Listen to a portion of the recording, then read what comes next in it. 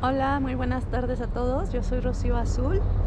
En esta ocasión les voy a hacer un pequeñísimo resumen de lo que hemos visto en la clase de geometría analítica para que les sirva de repaso a mis alumnos y también les sirva de orientación a los que quieren aprender geometría analítica. En esta primera parte lo que hemos visto es un poco de teoría de conjuntos, lo más básico, es decir, la definición de conjunto, porque es muy importante definir un contexto, es decir, un conjunto universo. Y algo que hay que recalcar es que el conjunto universo no es como pensábamos en la prepa de que era el conjunto más grande que existía, donde estaban todos los conjuntos. No, eso no es, porque recuerden que Russell con esa idea construyó una paradoja que obligó pues a redefinir, a delimitar más la definición de conjunto. Entonces, si no conocen la paradoja de Russell, pues búsquenla, por favor, y vean por qué es importante fijar un contexto. También estuvimos viendo bases de lógica proposicional, los conectivos lógicos entre proposiciones, cómo cada proposición también dentro de un contexto llamado interpretación tiene un valor de verdad, uno y solo un valor de verdad, es decir, es falsa o verdadera. Y vimos cómo construir oraciones más grandes por medio de conectivos lógicos, como son el y, o, entonces, sí, solo sí. Y vimos la tabla de valores de verdad de cada uno de estos conectivos lógicos. Esta tabla de valores de verdad está basada pues en la intuición de la vida real, en la experiencia cotidiana. No son solamente inventos abstractos, sino más bien es, al contrario, es como una abstracción de cómo realmente funcionan las cosas en nuestro mundo. Y bueno, hicimos algunas distinciones y comparaciones de cómo interpretamos estos conectivos lógicos en matemáticas contrastados con cómo los interpretamos en el lenguaje cotidiano, que a veces no es lo mismo, aunque sí debería, pero el problema del lenguaje cotidiano es que no es fijo, sino que va cambiando y que lamentablemente no toda la gente lo interpreta igual, por la razón que sea. Y entonces, bueno, en matemáticas eso no lo podemos hacer, o sea, no puede haber diferentes interpretaciones porque entonces no podemos hacer ciencia. Básicamente, pues la lógica nos da estas reglas de razonamiento y con estas herramientas tendríamos que empezar a calcular validez de argumentos, porque así vamos a poder hacer las demostraciones de diferentes teoremas y proposiciones. Bueno, ya que vimos toda esta parte de lógica y de conjuntos, también empezamos a construir ya el espacio vectorial R2 y R3, bueno, con el plano cartesiano, que es ahorita lo más básico e importante para nosotros. Vimos que se construye a partir de los puntos del plano, que son parejas ordenadas de números reales, adicionados con una suma y un producto por escalares. La suma es entre vectores y te da como resultado un vector, y el producto por escalares te da como resultado un vector. Escalar es un número real, un escalar es un número real. ¿Okay? Entonces vimos qué axiomas deben de cumplirse. De hecho son 5 para cada una de estas operaciones. Rápidamente les puedo repasar. En la suma son la cerradura en R2, la asociatividad, la conmutatividad, la existencia del elemento neutro, que es el 0, la existencia de los inversos. No sé si se me está pasando alguna, pero deben ser 5. Y en cuanto al producto por escalares, también tenemos ahora cerradura en el plano. Tenemos una especie como de asociatividad, que ahí la pueden ver. Tenemos también una unidad multiplicativa, que es el 1, que te deja cada vector igual. Y tenemos las dos leyes de unificación de suma y producto, o bien leyes distributivas, como también se les suele llamar. Después de haber definido todo esto, empezamos a interpretar geométricamente cómo se ve la suma y cómo se ve cada una de las propiedades. Vimos que sumar vectores es pegar flechitas una después de la otra, ni más ni menos. Y entonces con eso también pudimos representar la suma por medio de la regla del paralelogramo, Entonces, con dos vectorcitos, al formar el paralelogramo, te das cuenta de que una de las diagonales de ese paralelogramo representa el vector suma y la otra representa el vector diferencia, es decir, un vector más el inverso aditivo del otro, ¿sí? Porque aquí no tenemos resta, tenemos solamente suma y tenemos los inversos, ¿no?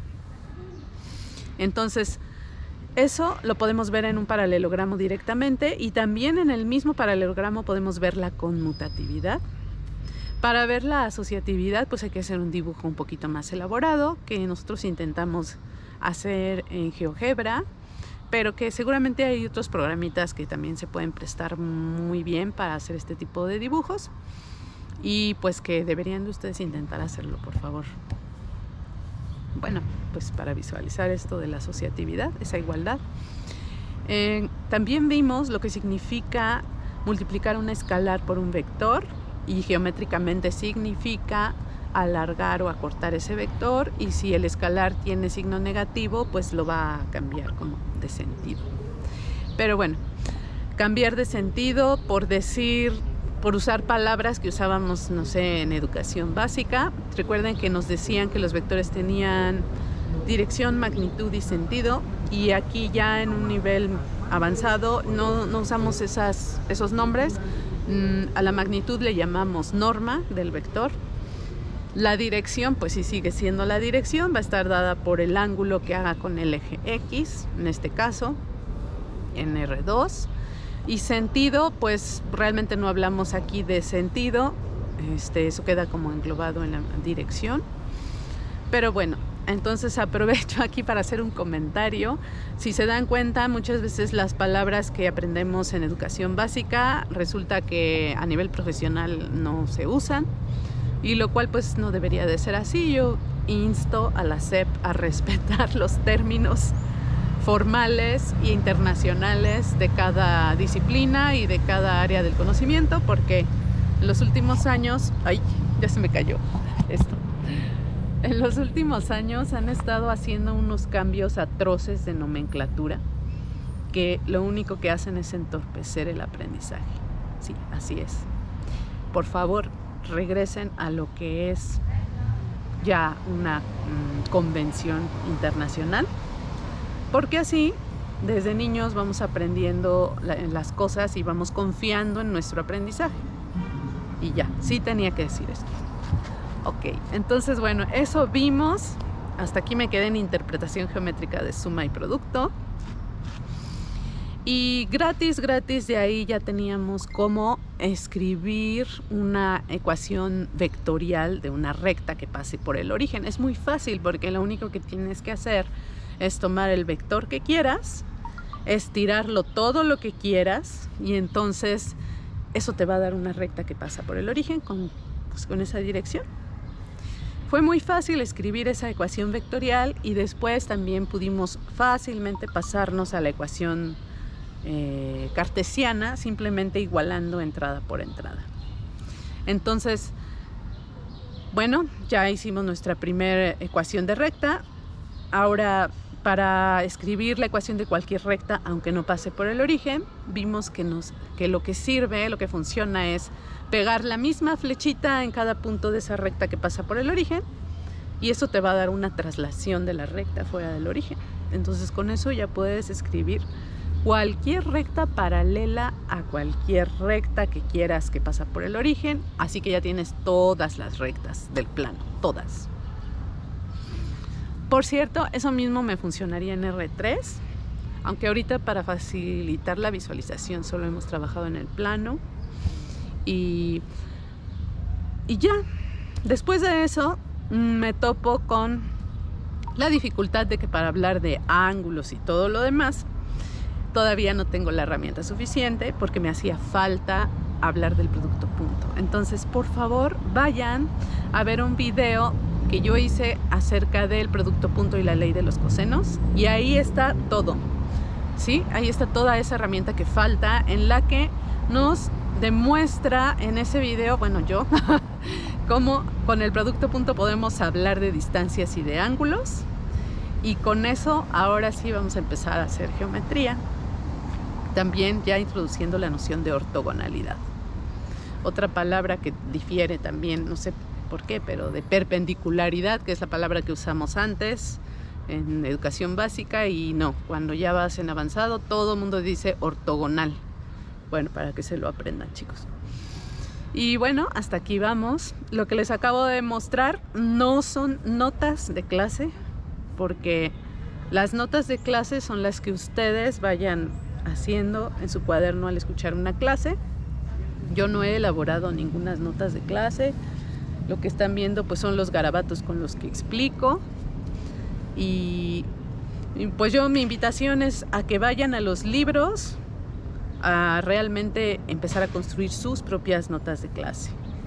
Recuerden, los estudiantes de verdad se van a los libros, no se quedan con las notas del profesor, no.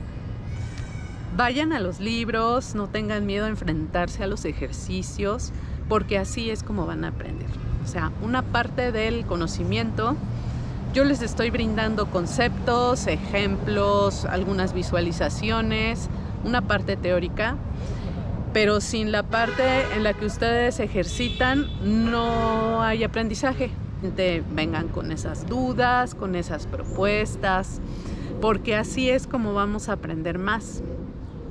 Entonces mi invitación de enfrentarse a los libros y a los ejercicios de los libros es para todos, así es como aprendemos, ¿va? Bueno, me dio mucho gusto hablar una vez más para ustedes y pues yo les estaré actualizando de qué vamos haciendo, les estaré diciendo como qué videos podrían ver y pues creo que ya me voy porque esto está a punto de caerse el cielo aquí una vez más en Ciudad de México. Nos vemos, hasta pronto, bye.